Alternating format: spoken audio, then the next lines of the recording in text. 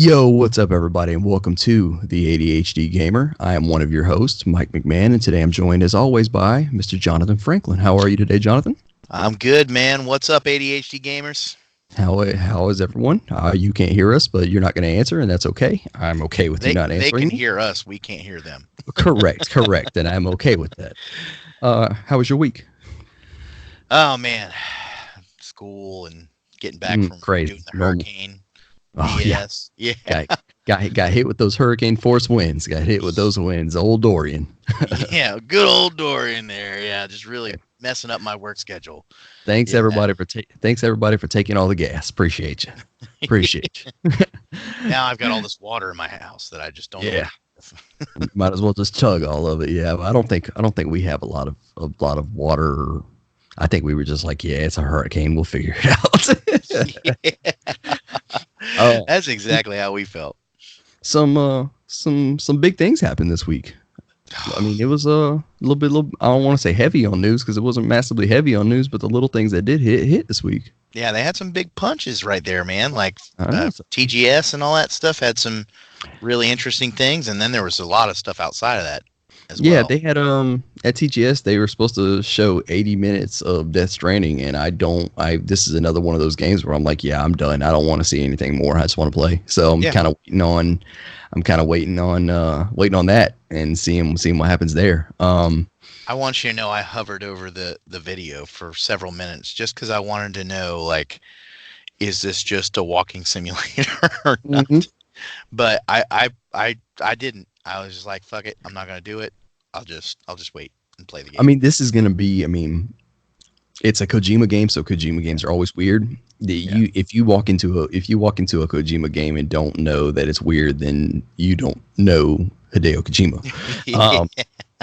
You know, even Metal Gear and Metal Gear Solid is one of the biggest franchises ever in video game history, and those games are so political and weird that sometimes you don't understand it. And I think somebody said something the other day on the Kind of Funny Gamescast about how I think a loss of translation is why everyone's confused about this game, because Hideo may have a whole separate translation in Japanese than we do in English, and trying to get it to a translator trying to be like, oh fuck, how am I going to explain this? Hey, you're taking a piss on this mushroom for this reason. So, you know, with the lost translation, I was like, oh, you know what? I didn't put that two and two together. That may be a reason why everybody's confused. It may just be some kind of super fucking randomly, okay, I get this kind of game. But I've been learning a lot about that. I mean, you know, the career I've chosen to do interpreting and stuff. It's hard to pick out those specific words and make a clear translation. But I trust Hideo Kojima to pick some good people for it. Oh yeah, it's just, I don't know. I'm really excited about the game. Here and there's just I just worried about what it might be, but I'm also not worried because he's always given me great product. So even if it is a walking simulator, you know, I mean, it's probably gonna have a great story. It's one of his first things outside of Konami. So, I hope he takes so many shots at Konami in this, like it could, because of the way they did him when they pretty much let him go. Like I'm hoping he just takes pot shots at him. I'm hoping, and that may be what this is. It may not be. He said it's one of his stories. So man, there ain't no telling. I just know I'm ready to play. Yeah. We did happen to get some wonderful codes for a game nobody really liked, but we're going to try out. We got some Wolfenstein Youngblood codes today. We're going to install those and see how those go. It's co-op, so we'll see how that goes, and we'll give you guys some events or some news on that possibly next week or the week after once we get some available time, because it's something I've been really wanting to play, and from what I've heard, you have to play it co-op. Yeah. So we'll try that out. John, are you ready to hop into the news? Let's hop into the news, brother. All right. So this week we had an Apple event. Of course, one of the big Apple events that showed you the Series 4 Apple Watch, showed you your iPhone 11 with its 19,000 cameras on the back. Also showed us Apple Arcade was shown this week. I'm going to go ahead and give a heads up to everyone. This is not going to be something that is for everyone. But I do see an audience for this. I just don't see it being for everybody. It's probably not going to be for me. I'm going to try it. You do get a month. You get a month free trial with this. It's going to be It's going to be $5 a month. It's launching on September 19th. And you can get a free trial month to test it out if you want to. When they were up, when they came up, they showed they had some big names come up. They had Konami, Capcom, and Annapurna come up and announce some games. I believe Konami announced Frogger, a Frogger type game. Capcom announced Into the Depths, and then Annapurna was up there showing Sayonara Wild Hearts. Frogger is going to be a exclusive to Apple Arcade. So they've got a little list here, but before I go into the list of the game, some of the named games that are going to be on here, I'm going to go ahead and go to you and let you talk a little bit about this. I personally see an audience for this because there are a lot of mobile gamers. I don't know if I'll be one of them, but I will try it out because it's a free trial. Is it all mobile? It's all mobile. Yeah. But you can, because of the new synchronization with gamepads, because they have the gamepad support, you'll be able to use your DualShock, and you'll be able to use your Xbox controller on some of them. I believe the Into the Depths, the Shinsake Into the Depths game they have right here. That looked very controller using. Sayonara Wild Hearts was another one that's kind of controller using, but I believe Sayonara Wild Hearts also is a it's a touch game that's really simple. You're also going to get a new Choo Choo Rocket game, which, as we know, Choo Choo Rocket. You're also going to get Enter the Gungeon, or it's a follow-up to Enter the Gungeon. I believe it's Exit the Gungeon. Another from Shantae, if you remember Shantae back in the day. A new game from the Bravely Default and Octopath Traveler people that made at Square Enix. Looks like some notable ones are also going to be Ballistic Baseball, Choo Choo Rocket Universe, like I said. Exit the Gungeon was that game I was talking about. Pac-Man Party Royale, Rayman Mini, which looks a lot like Rayman from what I've seen. Shantae and the Seven Sirens, Skate City, Steven Universe, Unleash the Light. That one is a original Cartoon Network game, it says.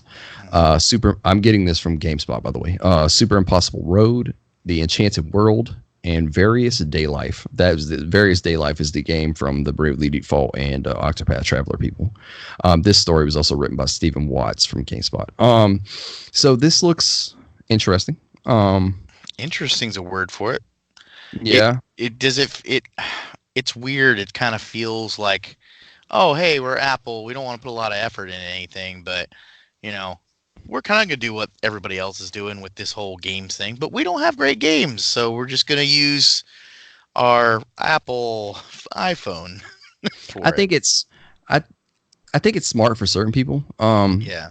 I mean, it is for mobile gamers. I mean, that are strictly playing Apple for sure. Yeah, because there are a lot of mobile people that are strictly to mobile. I'm not one of them. I'll play a game here and there, not spend any money on it, put it down, delete it, and go about my day. Yeah.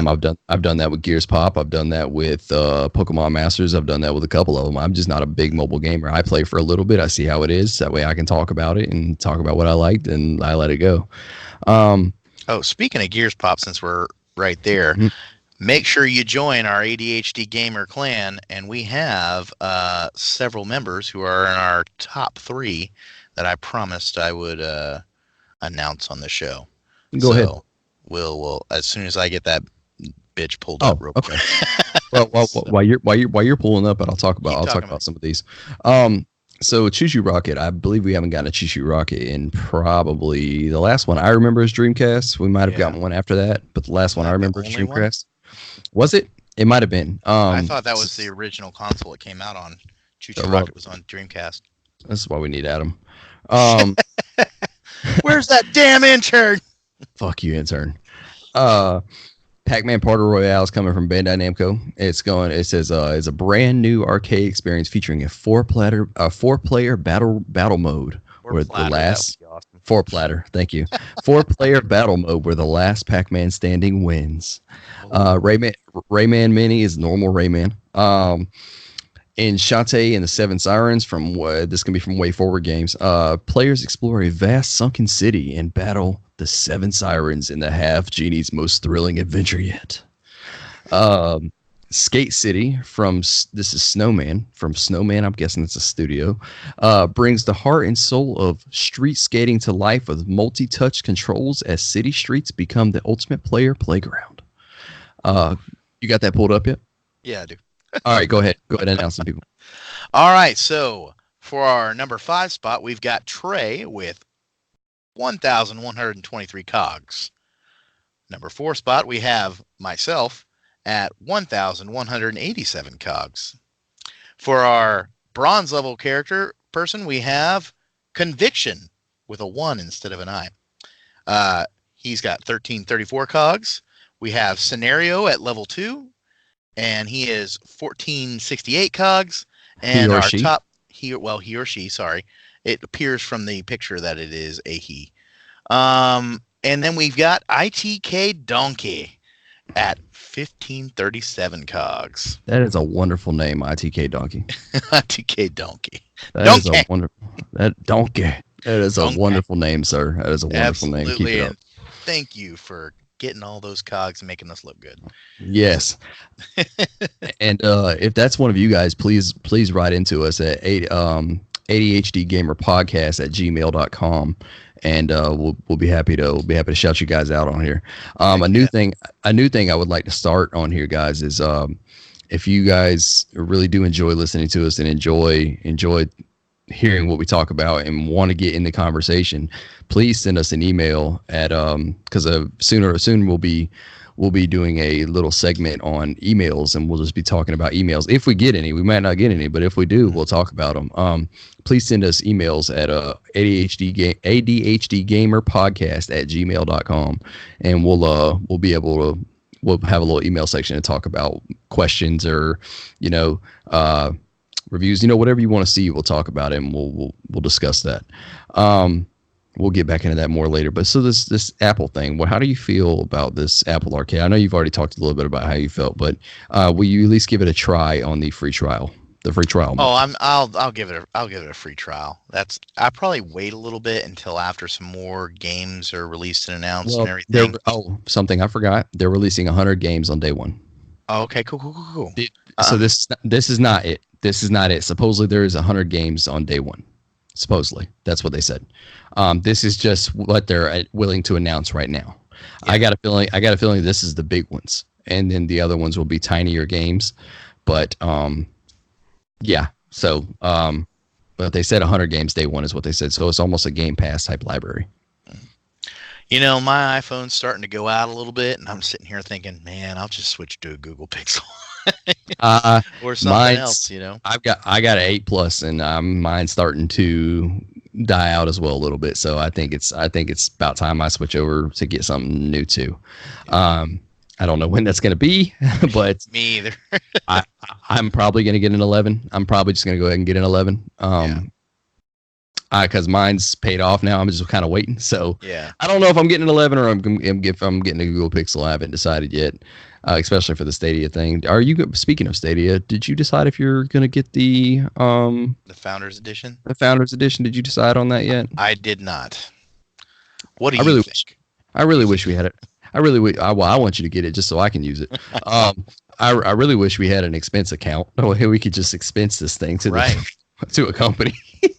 Do this. I think I kind of said, I already bought the Game Pass. Mm-hmm. Why even fuck with Stadia? That's what I said. I mean, I said the same thing. I was like, man, I thought about getting it. I was like, man, why do I want to get this when I could just get it next year for free and try it out? But then I'm like, man, I'm donating all this plasma now and making money and doing good things and helping people, and they're of course giving you money for it. Like, shit, I got free money just floating around. I might as well try and do it. So I'm thinking about it. I honestly am, but it's coming out so soon. I don't know if I'll be able to. So this week at TGS, we got a couple big trailers. We got a Neo 2 trailer, which if you don't know what Neo was a Souls-like samurai type. It was really fun. I enjoyed the first one. So we got our first trailer for Neo 2. Then they also showed a Final Fantasy VII remake trailer, a brand new one that shows all of the, well, not all, but shows us some more features of what they're going to use, shows us pull-ups and working out and those kind of different things. Some of the little mini games you're going to be doing, which looks really cool. Also, there is a video up on IGN. Excuse me again. There's a video up on IGN on their YouTube or on IGN period about 15 minutes of gameplay from what they did at E3. So if you want to look at that first Scorpion boss battle, you can go check that out. But the big one here, well, besides Death Stranding, like I said, we talked a little bit about it in the pre-show, but the Death Stranding shown, Jonathan watched a little bit of it, I believe, about Death Stranding. I've decided to give it the old, I'm not watching shit anymore. I'm done. I'm going to wait till the game comes out to play. I don't want to see anything else from it. I'm done. I decided to wait too. I hovered over the video, like press play. Didn't do it. Okay. So I've done the same thing with Cyberpunk. So like I said to you, I've told them, I don't know if it's, I've told Jonathan, the guys, I'm not sure if I told you guys, if we have news on Cyberpunk, we'll talk about it, but I'm not watching any trailers. So I'm just giving you guys a heads up. I don't want anything to do with it right now. I'm waiting because I'm just, those are two games that I'm just like, okay, I've seen enough. Just let me play. Speaking of Cyberpunk's really like cashing in on Hideo Kojima getting on that Cyberpunk motorbike. Yep. That was just cute to watch him just like doing the side guns out the side with the motorcycle, playing around with the weapons. It was cute. I really hope they scan Hideo in and just put Hideo in the game. That would be so lovely. Just as a small cameo on the side. Oh, that would be great. I mean, he deserves it. He deserves to be in most games, just as like an honorable mention because he's progressed games forward so much. We won't get into that conversation, but still. No, I agree. It's true. If there was a video game Mount Rushmore or a video game developer Mount Rushmore, he'd be on it. Oh, absolutely. So the big one, though, was something they announced called Project Resistance, which is the new Resident Evil spin-off series they have. Yeah. It's going to be a 4v1 asymmetrical PvP, which, if you're not sure what this means, this is more of a Dead by Daylight or Friday the 13th type. Predator Hunting Grounds is going to be this as well, to where you're 4 people. You're playing the Mastermind or Mr. X. You're playing against him and he's doing all kinds of things. So there was some gameplay they shown where you've seen him turning off lights, you've seen him releasing zombies, you've seen him doing all kinds of stuff. Mm-hmm. I'll wait to speak on it. I'll go ahead and get since you're the RE fan, I'm kind of an RE fan. I'll give you a little speak on it first. Well, basically the first thing I saw and I noticed was it kind of went to an older style. That as far as gameplay, and it did remind me of those old like Outbreak and all that other garbage that we've seen. Right. And garbage is a correct word for some of the games that they've released that where they've diverged from their original concept to do like a multiplayer game and they failed terribly. Right. However, watching some of the gameplay, that seems like some cool aspects. I really like the idea of being able to drop, like a boss bad guy or some zombies there and really mess with somebody's day. It seems like it would be a fun co-op. I am interested to play it. I really hope that they do the gameplay right. Unfortunately, some of the history with Resident Evil, they don't do those good. Especially spin-offs. Spin-offs are always spin-offs. Spin-offs are. I will also say this is in the RE2 engine. So this is in the engine that Resident Evil 2 was built in. So it does look good. I'm just not so sure about the spin-off. They've had a couple spin-offs where it's like, man, you guys. I mean, if you look at every spin-off, they're rated very poorly. We've been hurt so many times before. Yeah, and like, I mean, I understand doing a spinoff, like that's cool, but yeah, it's like you just came off of an RE2, which was amazing. It's most likely going to be Game of the Year. Very well, most likely going to be Game of the Year this year at the Game Awards. I don't give out 10 out of 10s very much, but I would say it's almost a 10 out of 10. Yeah, and it's all like. It's at the Game Awards this year. It's probably going to be game of the year, either that or Sekiro. Yeah. So, which I still fully believe that my game of the year this year hasn't even came out yet, and it's going to be The Outer Worlds. Um, and I can't wait to play that. By the way, Game Awards this year are 12/12/2019. They announced that the other day. It's going to be December 12th, 2019. So we'll know what Game of the Year is, because that's really the only Game of the Year that matters is at the Game Awards. It's true. So yeah, I'm kind of waiting on that. So we'll see what happens with that, and we'll be able to bring you more on that. They didn't really show much. They showed some gameplay and those kind of things. We'll bring you some more on that. Okay. So a game I've talked about recently that I fell in love with and was probably one of my top 5 of all time favorite game. Control showed a content roadmap for something they're doing, and they're getting an Alan Wake DLC coming in 2020. Well, rumored. Rumor. Right? Well, Yeah. No. It's basically Alan Wake. Like they've already said it. Oh, okay. They've basically already said it's coming out. It's just kind of one of the things where we're just waiting at this point. It's just one of those. Yeah. It's just one of them waiting. So the first one we're going to be getting this photo mode. Photo mode we're going to be getting in fall of this year, sometime in fall of this year. Expeditions will be in looks like December of 2019. I can't tell on this image here. It looks like December of 2019. That will be a new game mode that we're going to be getting. In early 2020, we're going to be getting the Foundation, which is a full expansion. That's full expansion number 1. Looks like that's going to be a paid expansion. And then expansion number 2, which is coming out in mid 2020, is going to be what's called AWE. Now, there's a lot of things it stands for. AWE in the game stands for Altered World Experience, or I'm sorry, Altered World Event is what it stands for inside the game. But what a lot of people are taking from that is Alan Wake Experience as well, AWE. So, and there's also, and you can also tell from the coloring. Yeah. On the which I'll put this image up on the video while we're talking here. But the what's the word I'm looking for here? The shit, I forgot what I was gonna say. I don't know. The red and gray there you can see in the image because it's got AWE and then there's a line across. It's obviously you're looking out into a water or something of red, and that just even the feel of that gives me the idea of Alan Wake. Yes, I mean Bright Falls. Bright Falls. He had that little house in the middle of the lake. I can see how people are really getting into that, and it just does. The color scheme matches. It does, so. and now I know what I was thinking about. In Control itself, you find these collectibles of notes and things of that nature. And one of the notes you find is the Bright Falls AWE. And so basically what the note stated is that they came after Alan Wake's event already happened. So Alan Wake had his event, the FBC, Federal Bureau of Control, came and took care and basically covered the event up. So it's basically already happened. So I love the fact that they're bringing this into the world. I love the fact that Remedy's doing doing 2 of their biggest games of all time and bringing them in together. I love this.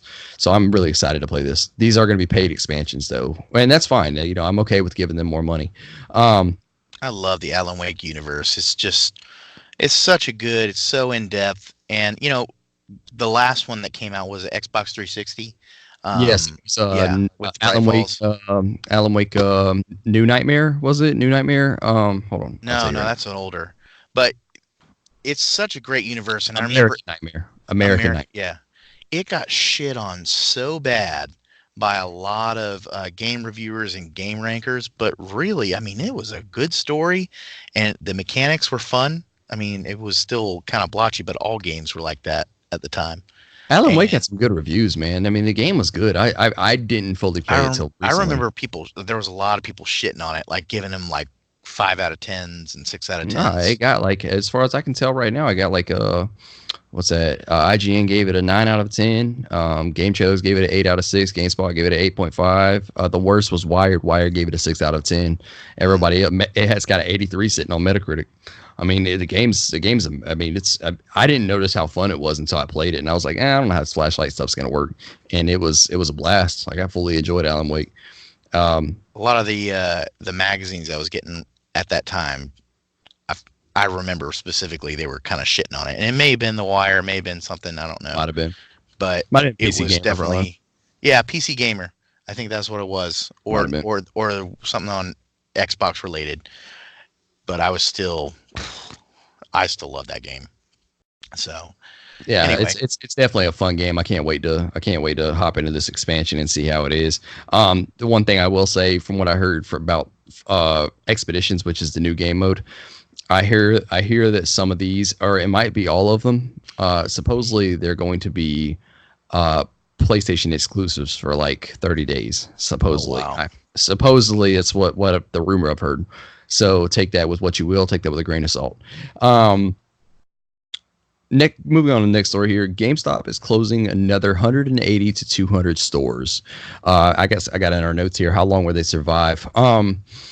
So as we know, GameStop's pretty much stock is dropping due to the digital marketplace becoming a more easily readable thing to use.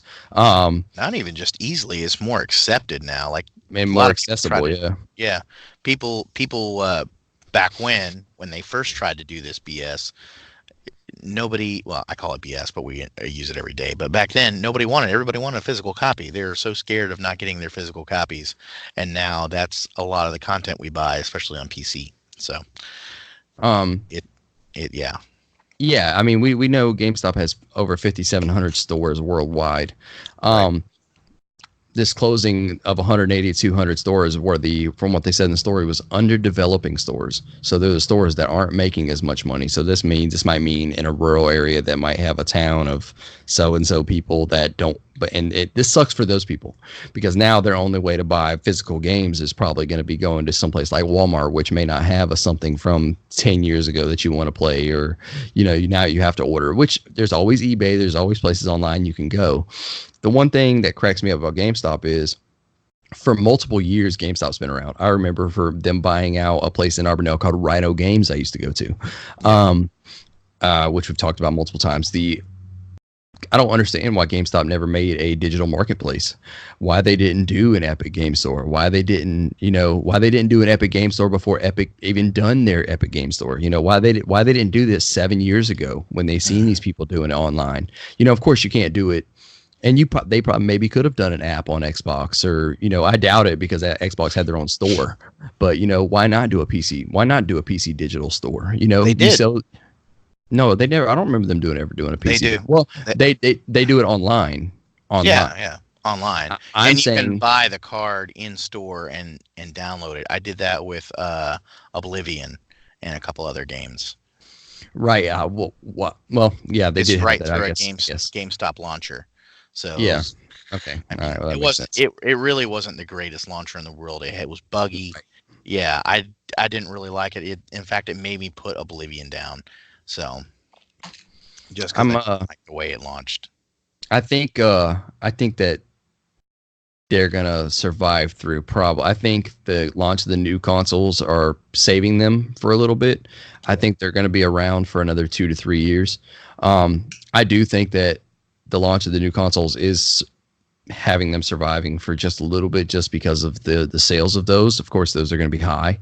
I think after talking to some of my friends that work there, I mean, GameStop has reassured them multiple times, and that may be BS. I don't know, but they're going to a whole new concept, a whole new model. That may work out well for them. We don't know. I mean, they own things like ThinkGeek, and ThinkGeek is a big market because of people wanting the nerdy stuff that they can put up in their house, which is an awesome thing. I've bought multiple things off ThinkGeek. I love it. Let me tell you what I would like to see. Okay. Yeah. So a year or so ago, we lost a wonderful little gem of my childhood called Toys R Us. Toys R Us has decided to come back, and they are making it a new model or whatever you want to call it. They're coming back basically. Mm-hmm. I would love to see Toys R Us and GameStop merge the way of somewhere like Target. Target in there, I don't know if you've ever noticed this. Target does not have their own pharmacy. Targets all have CVS pharmacies. So they do, because CVS is obviously a big player in the pharmacy market. They've merged together and done that. I would love to see Toys R Us not sell games anymore and partner with GameStop and have GameStop come in and sell games inside of a Toys R Us when they come back, because Toys R Us is going to be a big thing, especially for people in generations of, I say mine, but I would even say yours as well. Because I'm sure Toys R Us was actually, I know Toys R Us was around when you were a child. That was the only place you got video games back when I started. We'd go to Toys R Us, and we'd go to Toys R Us, and I'd look through the games, and they had like almost a card catalog, and you just kind of flip through and be like, game, cool, I want this, and you'd run off, and it'd have a picture of the thing, and they'd take it out of a cage and give it to you, but Right. But that was one of the first places where I got Nintendo games, original Nintendo games. So Mine was KB. I was big into KB Toys. Yeah, I got mine from KB Toys, and then that came a little later for me. KB Toys and EB Games back in the day before GameStop bought before they bought EB. But yeah, that's just something I would love to see, just because it's like, okay, two stores that are very nostalgic with certain people going out of business, because GameStop will eventually die. It will die. It's a matter of time. I mean, it's not next 5 years, probably not, but I would say past that, it's dying. They're losing money every day. They're laying off people. We've talked about it with the Game Informer layoffs, and we've talked about it with them laying off 200 people at a time. Now they're closing more stores, which means they're going to lay off more people. I'm not ready to put the nail in that coffin yet. For me, I think that there are smart gamers out there, and they'll think of a new way to spin GameStop, and it may not even be game sales anymore. So. Oh, I mean, I fully think they'll survive off. That's why I said they'll survive for another couple of years, because they'll have the new console releases, and they have ThinkGeek. ThinkGeek is a big market. It is a big market. Even ThinkGeek, I think if it survives, it definitely won't be the GameStop we know and remember, for sure. Correct. So, correct. That's I agree. You know what? I'll just agree with that statement to end with, that it will not be what we grew up with, as I say. Yeah. It will be different. Moving on here, Apex is getting 2 physical editions. That's awesome. So yeah, it's pretty awesome thing. This comes from Jordan Rame over at GameSpot. So the 2 physical editions we're getting, I'll put the image up here above us here. The image shows that 2 physical editions of Bloodhound and Lifeline, which I like the Lifeline one. That may be something I may look into, just because I'm a Lifeline main. So Jonathan, you want to tell them what you're getting in both and do you still have that pulled up? Yeah, sure I do. Hold on a minute. So basically, you're getting these exclusive skins of Lifeline and Bloodhound. Yeah, Bloodhound. Oh, sorry, Bloodhound. I keep so he's my main. Before you start this real quick, let me go ahead and just say that this may seem stupid to certain people, and this may seem stupid to you, but I want you to think about price while he's telling you what you're getting here. I want you to think about price, because both of these editions are going to be $20 a piece. I want to also remind you that if you look at a legendary skin like this inside of Apex, they're about 1,800 coins a piece, which is normally about $18. Yep. And all the other stuff is, I want you to just think about it while he's telling you what you're getting here. Remember, $20 is what you're paying. Go ahead, John. Even a special skin for the weapons is like 1,000 coins in some instances. Yes, it's another $10 there. Yeah. So, and basically, anyway, these two, it looks like an angel and demon kind of contrasting between the two. So in the Lifeline Legendary Edition, it's going to have Legendary Guardian Angel Lifeline skin. It looks pretty cool. Looks awesome. They have Chooser of the Slain Flatline skin, for those of you who actually use Flatline. We have the Winged Guardian banner, the Angel Struck badge, which is the little icon, and 1,000 Apex coins. That sounds pretty worth it. I don't know what the price point is. Do you know? Yeah, it's the whole edition. So tell them what comes in the Bloodhound skin real quick. Okay, yeah. So in the Bloodhound edition, you have the Intimidator Bloodhound skin, which kind of looks like a demon of some sorts. Almost like a Diablo. Yeah, almost like a got Diablo type. Yeah. devil pointy chin with horns up here. I like how they have the crow mask here. Looking at it, and they have like the beak on it, and because he's always got some kind of bird or crow or hawk on him. I like that. Go ahead. The price point for me, because Bloodhound's been my main lately, I might do this one. Anyway, Lifeline. Wrathbringer Prowler skin.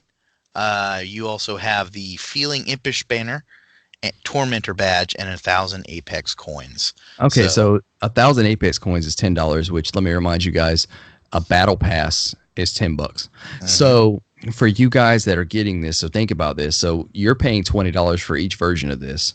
You're getting a deal here. Usually I don't normally say this, but you're getting a deal here. The reason I say that is because you're paying $18 for the skin alone. Then another 1,000 Apex coins, that's $28 right there for your, and then you keep going with all these other things. It probably adds up to probably a $40 to $50 value at that point. And if you're playing Apex hardcore enough and you're by the battle pass, you are progressively getting more and more coins. I've almost finished my season 2 battle pass completely. I've almost reached level 100, and you get 1,100 coins out of it, 1,200 coins. So that they give you enough. They give you enough to buy the next battle pass and two packs, basically, or you can save those coins. So I mean, it's worth it, man, especially because you can keep it going if you're playing hardcore.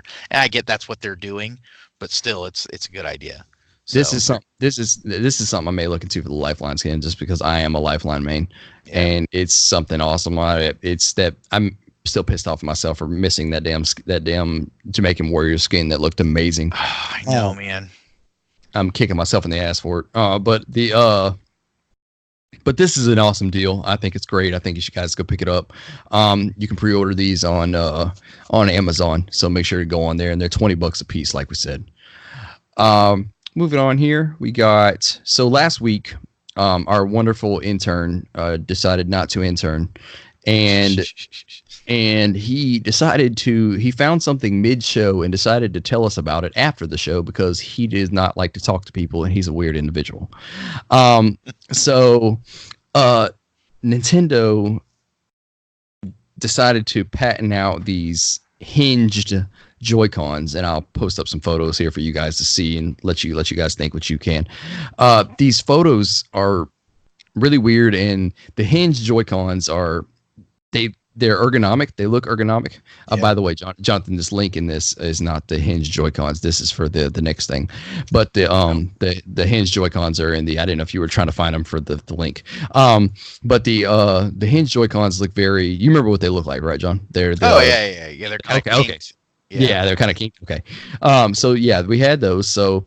Like I said, I'll post some videos or I'll post some pictures up for you guys. It was a really weird looking thing, and we're still waiting to hear more information on that. The next big thing is it's called.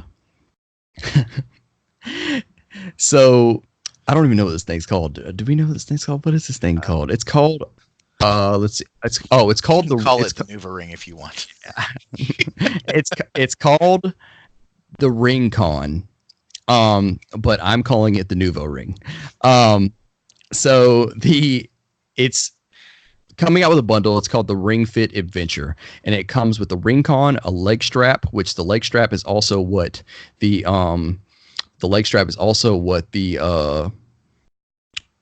Joy-Con, what your left, it looks like your right Joy-Con goes onto the ring. Like I said, I'll post some pictures of this. Your right Joy-Con goes into the ring, and your left Joy-Con goes into the leg strap.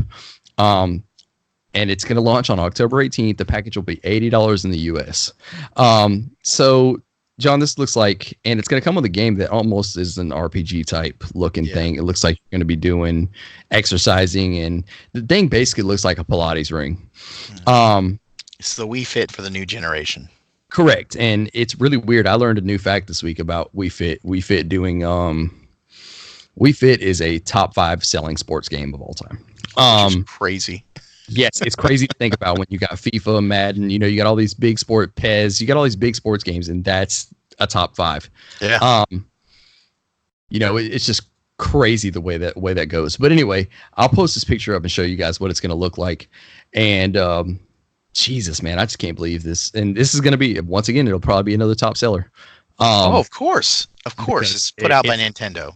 Yeah, and it's a workout. Basically, they're what do they call it? They're exercise, not gaming. Oh man, whatever. They're gamifying exercising is what they're doing, and that's cool because there were a lot of people that lost weight and did things on Wii Fit, and my mom being one of them. My mom used her Wii Fit. My mom used the shit out of her Wii Fit board. She bought my brother a Wii. She bought my brother a Wii to excite him, but also so she could use Wii Fit. And I think it's a cool thing. Nintendo does this stuff a lot. They always do these little workout things, and normally it works out for them. I think it's a smart idea. I think the price point's a little bit up there, but let me tell you something about Nintendo. They can sell fucking anything. They can sell you air. And I want to say this because they legitimately, if you remember, it was a year or two ago, they sold out, and they literally all they did was sell people colored cardboard boxes to put together, and they sold out of them in every fucking store. Labo? Yeah. Labo? Which is the most ridiculous thing. I even told the kids, I'm like, I can make that with the cardboard. Like, we can just do that ourselves. Yep. But it's here. It's cool. And I don't even remember. I wish the intern was here so I could find out the original price point of that. But I think Labo was like $40 or $50. I thought it was even more than that, but still, I'm not paying that much money for some cardboard. Well, think about it this way: the Labo VR kit is $79. The Labo VR kit, which is literally a cardboard station on your face that's holding your Switch, which is a $200 to $300 console inside of a cardboard casing. They paid a nickel to make that damn thing, and everybody buys it. I feel like it's less than a nickel profit. because you know damn well that it's in some kind of sweatshop over. Oh, absolutely. I'm just talking about materials. And yeah. Oh, definitely. They probably paid a nickel. Yeah, I see what you're talking about. I'd say a nickel per box is how much they've invested into it, and that's pure profit for them. So I'll post some pictures up of this. It's called Ring Fit Adventure, and it comes bundled with the game. It also comes with the ring con and the leg strap, and it'll be on October 18th, and it'll be $80. So this game is going to be. Let me tell you a little bit about the game they're going to have. The game in it is called Ring Fit Adventure. I'm going to read it word for word out of this, and like I said, this comes from this comes from Oscar Deas over at Gamestop, and it says the game is named Ring Fit Adventure, and it is needed. It is indeed a fitness-oriented adventure game in which you use the new device, the ring con and leg strap, to control your character. You can jog on the spot to move your character forward, for example, or squeeze the ring con to jump or blast enemies with air. As well as a story mode, there are mini games and a quick play mode designed to be easier to hop in and out of, or for you to play with family and friends. You can also tailor the game to your existing fitness level or to train specific muscle groups. Finally, you can turn on silent mode, which requires lighter impacts, so you don't wake up the neighbors with your stomping and jumping. I think it's hilarious they added that in there because of people in apartments. This is going to be. It looks fun. I will say it does look. It looks fun. I just don't know about the price point. We'll see how it works. I won't be getting this. This isn't for me. I will definitely watch people do this on YouTube just to see how it works out, to see how it goes, and to maybe get a review on it. Kind of how it was with the VR situation. I'm sure there's going to be a $20 knockoff somewhere. I'm sure. Yeah. So we'll see. It looks interesting. Is that, and that's the word I'm going for. So that's going to end our news here. Jonathan, let's go into freeware. Let's go into the freeware segment of this week. Cool. I'll announce one and you'll say the other one. All right, cool. So on the Epic Game Store this week from now it was technically September 12th till the 19th, so you got 5 more days of this. You can get Canarium, so make sure you go grab that. The next one's a toss-up because we're actually not sure, so I'm going to let Jonathan tell you about that. So They didn't really tell us what they were going to give us. They They just released a released a photo, picture. and I'll And put it the is a, picture right here. yes, yeah, right here. So you can see it. Right Hopefully you're here, so looking at it you can right see. now. Yeah. And it is a picture of multiple different Batman games all collaged into one photo of Batman, which makes us think that we're going to get a Batman collection. I mean, you've seen Lego Batman. I seen the Lego Batman 1 picture figure. I seen the Lego Batman 2, Lego Batman 3. I seen Arkham City. I seen Arkham Asylum, and I seen Arkham Knight in there. Yep, I don't know if I seen all Arkham those things. Origins. I don't remember if I seen Arkham Origins in there. It might have been, but it's crazy that's a lot of games. If Epic's giving you all those for free, Yeah. I mean, yes, are they older? Oh yeah, they're older. But dude, that's a lot of if you're a budget gamer, such as probably you're probably like we're budget gamers. You're probably like us. Yeah, we kind of God, budget gamer would have been such amazing name. We can name the segment Budget Gamer. Ooh, I like that. I like that. That's awesome. I was calling it freeware, but we'll do that. Budget Gamers, the new name of this segment. Well, one of the write that down, or we'll forget it. I know. one of the podcasts I listen to is called Cheap Ass Gamer, so it's pretty amazing. But anyway, this is a lot of hours of gameplay in one little free. If you get that for free, man, that is amazing. So we'll see what that is, and hopefully we'll get some more information on that. Especially the whole Arkham series, though, if it's worth it to go back and play those games because they are just great stories, especially the most recent one. Even if they just give you the Arkham series, yeah, that's an awesome deal. Yeah. So moving on to new releases. This week, we're going to get AI, the Somnium files for PC, PS4, and Switch on September 17th. We're going to get Bus Simulator on PS4, Xbox One on September 17th. Castle Crashers Remastered for the Switch on September 17th. We're going to get Destiny 2 New Light on PC, PS4, and Xbox One September 17th as well. I believe Destiny 2 New Light is the new version of Destiny 2 with all of the DLC bundled into one. The next one is Destiny 2 Shadowkeep DLC, which is coming out for PC, PS4, and Xbox One on September 17th. I believe that's why they're releasing that, because they're releasing the new expansion on the same day, so you can buy it all in one. That makes sense. Because now Destiny 2 is going free. This might actually be their free to play model. The New Light, Destiny 2, from what I've heard, is supposed to be going free to play. So really? I think what they're saying is Destiny 2 and all the DLC that's been released to this day will be free up until Shadowkeep, and the Shadowkeep you'll have to pay for, I believe. Oh God, we froze. We froze at the wrong time, John. Hello? Still frozen? Yeah, you're back. You're back. Oh, hey. Okay. Hi. Last thing you heard. So next game we have Groundhog's Day. Hey, what was the last thing you heard me say? I heard everything you said. You didn't. Oh, okay. I didn't know if you froze or I froze. Okay, so Groundhog Day. Yeah, Groundhog Day, like father, like son. It's gonna be a PC VR and PSVR again on September 17th. So Groundhog's Day is I don't know if anybody knew, Groundhog's Day, Like Father, Like Son is the sequel to a movie of Groundhog's Day that came out. I still have not yet to watch this game. Like I watched this movie. Really? I've never seen Groundhog's Day. Never seen it. I'm going to, because I've never seen it. I've always wanted to, because people told me how great it is. Oh, you're frozen again. Jesus. Can you hear me? I'm sure you can probably hear me. I'm just going to talk shit about you while you're frozen, and I'm looking at your face right now. It's so freaking hilarious. There you are. Hi. So we got Groundhog's Day. FIFA 20 is coming out for EA Access subscribers on September 19th. We got Truck Driver PS4, Xbox One September 19th. Big one coming this week is The Legend of Zelda Link's Awakening on Switch September 20th. From what I've heard from people that are reviewing it, it's amazing, and it's just a callback to the original game with better graphical and just a lot of fun. I'll be playing that for sure. We got Lego Jurassic World on the Switch on September 20th. Ni no Kuni, Wrath of the White Witch on Switch September 20th.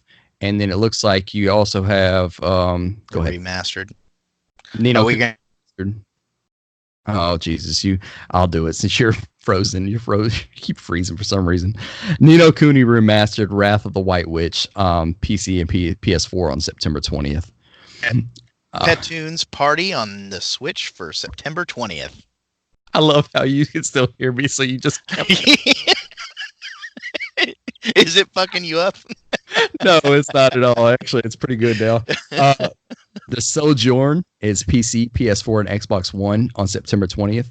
This next one, I know you don't really know anything about, but I am so excited, and I'll explain to you what it is. Go ahead. I don't know what it is, but Untitled Goose Game for PC and Switch on September 20th. All this is I swear, it's hilarious. I'm going to buy it on Switch. All it is you're a goddamn goose, and you go around. Is that through the big city? Yes. Oh, I've seen the trailer for this. Go around, and all you do is you just piss people off and annoy people all day. You take people's food and you throw it in lakes, and you keep freezing. And this is so hilarious. This is a great episode. So that's all you do, dude, and it's hilarious. And I cannot wait to play it. September 20th. It's going to be coming out. So you got 6 days. So we'll go into our topic talk, and we'll see if you freeze or how you do this here. Can you still hear me when I'm? No. Oh man, my connection must be going bad. You're just frozen. So when you freeze, I'll just keep talking. Okay, cool. Just smile the whole time, so you can just smile at the screen. Yeah, just like that, like really weird. There you go. So this week, which was September 9th, 20 years ago, we got a wonderful. You've probably seen our post on Facebook if you follow us. We got a big drop 20 years ago in the Dreamcast on 9/9/1999. It was a big drop, wonderful day to drop on. I still think the system is so weird because the Dreamcast was out for a whole year in Japan before we got it, dude. You're frozen again. It came out for a whole year before we got it over here in the US, and it's crazy to think that. So the other night for the 20th anniversary, go ahead. What were you saying? We used to get, that used to happen with the PlayStation and stuff. I don't know a whole year or anything, but back then, when anything came from Japan, it was take a year or more to get it if we got it. You think about it, before the internet came. Yeah. Yeah. Before the internet came, you wouldn't hear about this besides in magazines. So, if they were to do that today, oh, dude, you wouldn't hear the end of that shit. That would be, people would fucking go crazy for that. Yeah. So the other day I posted my favorite game from my Dreamcast days, which was MDK2. MDK2. I also went back to some NFL 2K2. I went back and played some Crazy Taxi. Went back and played some Power Stone. Power Stone, yeah. I went back and played some Shenmue, some Code Veronica, Dino Crisis. I played a couple of games. I played a couple minutes of everything. God, dude, you keep freezing. It gets so hilarious because you always have this weird facial feature, and it's so funny while you're doing this. This reminds me of the episode where my mic kept going out. Yeah. Now tables are turned. Tables are turned. All right, Dude. All right. You go ahead and tell. Go ahead. 2 games I loved on it was Carrier and Blue Stinger, other than the ones you've already mentioned. I never played Carrier. I never played Blue Stinger. I have them. I just haven't played them. I mean, I love, they're kind of survival horror-y, so whatever. Okay. But I love those games. There was a lot of great games on the Dreamcast, man. That is a console that has my heart, and it was so sad when it died. Oh, Seaman. I tried to get Seaman to say so much fucking cussing and shit. I don't play Seaman. Oh god. So weird fun. Oh, and you're frozen again, so I'm gonna talk shit. This is so funny. I'm loving this. So the one thing you may not know, I have a weird fact. Okay, you're back. Oh, okay, cool. I've been holding this for like 30 seconds. Awesome. So I have the full library of Dreamcast games. I just haven't played a lot of them, and it's great. I can't wait. I'm actually gonna. The other night I had so much fun running back, and that VMU is still. I swear to God, it's ahead of its time. Oh yeah. So, and that whole system was ahead of its time, but it was really the start of a new generation of gaming, man, which was great. Now it was gone so way too sad. Gone way too soon. One oversight ruined the whole fucking console. There's a wonderful YouTube video that states that has the Dreamcast history, and I'll actually find the channel real quick and tell you guys where it's from. But if you get a chance, go watch it. It's about an hour and a half, and you get a wonderful story on the history of the Dreamcast. And I watched it the other day, and it's, oh man, where was it? What was the John? Talk a little bit about Dreamcast real quick while I find this. Oh man, I just I remember how how it happened and how all these things came about where people started to figure out, oh, I could burn a fucking CD. If you guys didn't know about this, they burned the games onto discs, which made the point of going out and buying a $50 game at the time absolutely pointless. So people would just boop, burn it, done. All right, I'm gonna play this new game that literally just came out. So our wonderful friend Eric Filling, that's been on the show. That's how Eric did all his shit back in the day. He ruined it. Yeah.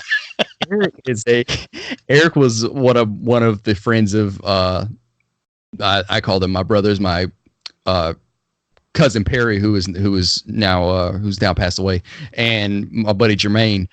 He was friends with them, and he would always come over and bring his Dreamcast, and he brought a bunch of games. He just leave them there for us to play. So that's where I got a lot of my gaming in, and I loved it. He had every game burnt, and it was hilarious. What I was thinking about, there's a channel called Classic Gaming Quarterly on YouTube. I'm subscribed to this channel.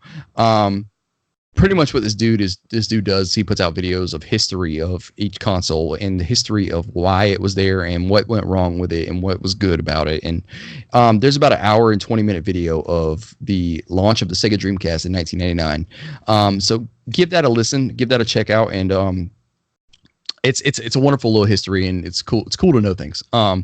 You'll understand that Sega of Japan is basically what killed the Dreamcast and basically what killed Sega. Sega, it's funny when you watch videos like that, because Sega of Japan and Sega of the West, which was Sega of North America, did not get along. So it's funny hearing things about that, because it's like, y'all are the same company, why the fuck can't you get along? But they didn't get along. So Sega of Japan is basically what killed Sega. When you actually like go to watch it, that's basically what the video says. It's super funny. So yeah, that's my Dreamcast memories, man. I had a blast for that. I had a blast on that 20th anniversary playing. We need to get a Dreamcast together and just sit down and play some old games, and I wish we could stream them. That'd be fun. Yeah, I've got the Dreamcast in there, and I played out in my garage. I've got that whole setup, and it's just fun reliving those games even today. And they're not like the greatest quality or anything, but they still hold up. They're still playable. Oh yeah, a bunch of them are. Yeah, definitely. Dude, I played MDK2, and it was still playable to this day, and it cracks me up because you didn't use the analog stick to move. You used the X, B, Y, and A buttons to move, and you used the analog stick to for your camera. It was super weird. It was crazy, yeah, to do that, and of course your triggers where you're firing. It's crazy because I'm so spoiled with new controllers in L1 and L2 and RB and LB and all that, to where I was trying to find LB and RB on the Dreamcast controller. I'm like, oh shit, yeah, these didn't have that. So I'll never forget the MDK, because the demo came in one of my Dreamcast magazines or something, and I popped that sucker in. Holy crap! I played the demo like 50 fucking times just because it was a great game.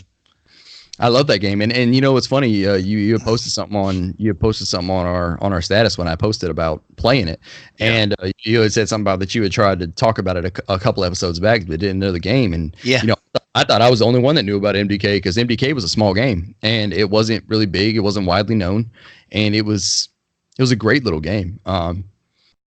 So yeah, you're frozen again. This is lovely. So once you come back, there you go. Now you're back. You got anything else? Go ahead. I was trying to describe before the black suit and the weird like face shape of the main character. Yeah, that's what I was trying to do on something else we had talked about. So yes, I played that game, and it was a great game. It was. There was just so many good games. Even Sonic Adventure still holds up on that. Graphically, it's the same thing that you play now. Yeah, Crazy Taxi all of holds up. Crazy Taxi 2, Dino Crisis holds up on there. Code Veronica holds up on there. Like I said, I played a couple games the other night, just a couple minutes of each, to see if they hold up, and they hold up real well. The game mechanics and the games that they made for that is what holds up, I think, the most. They had great game mechanics. They weren't. Oh, yeah, you froze. This is hilarious. I see what you did now when we were talking about and my mic went out the whole time. That was great. Now I'm getting a little Heart. bit of this is great. It's Okay. not cool. It's actually kind of shitty. But Now you know how I felt that day. Now you know how I felt. Well, you got anything else to say about Dreamcast? No, man, I just love Dreamcast. You see me at cons trying to go buy new games for it or find old games that I haven't seen in forever. I've been looking for the microphone for Seaman forever and a day, and you cannot find it. And if you do, it's probably super expensive. It's super expensive or it doesn't work really well.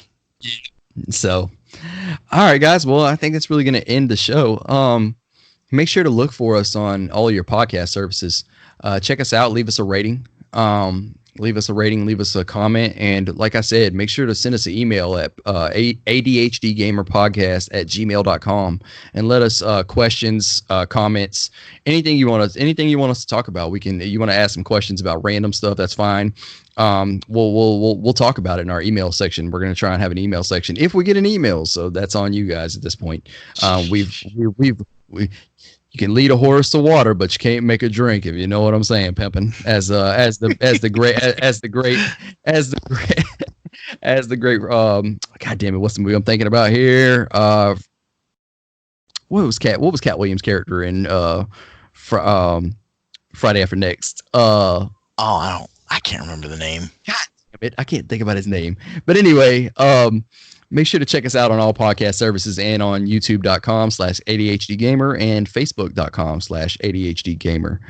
Jonathan, anything you want to plug real quick before we go? Nothing. Just see you later. Just kidding. No, nothing I want to plug. See you later, ADHD gamers. Get on our Gears Pop if you can. And send us out some comments on Facebook. We love engaging with y'all. So have a good day. Have a good week. All right, guys. ADHD gamers will holler at y'all next week. Later.